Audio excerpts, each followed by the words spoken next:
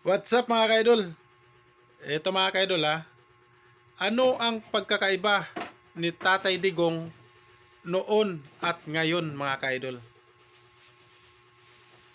Noon, hinamon niya yung ICC, pinamadali niya yung ICC, baka hindi na siya maabutan, baka mamatay daw siya na hindi siya maimbestigahan. Oo, yan po ang sabi ni Tatay Digong mga kaidol. Sobrang tapang ni Tatay Digong noon mga kaidol, no? Oo, nakakatakot talaga ang Duterte, no? Sobrang tapang noon si Tatay Digong. Hinahamon yung ICC mga kaidol. Oo. Pag-usapan natin ngayon mga kaidol. Ngayon, tingnan nyo mga kaidol kung anong forma ni Tatay Digong mga kaidol. Ngayon, nasa ICC na po siya ngayon mga kaidol. Panoorin po mga kaidol. ICC, ma'am. I'm asking the ICC to hurry up,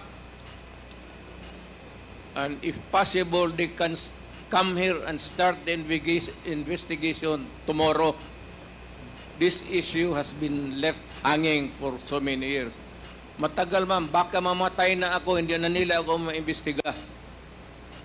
So I'm asking the ICC through you na magpunta na sila dito bukas, umpisahan na nila ang investigation. And if I am found guilty, I will go to prison and rot there for all time. Birth month day is March 28, 1945. I was born in the province of Leyte in the Philippines. Yan po mga kaidol. Yan po si Tatay Digong ngayon mga kaidol.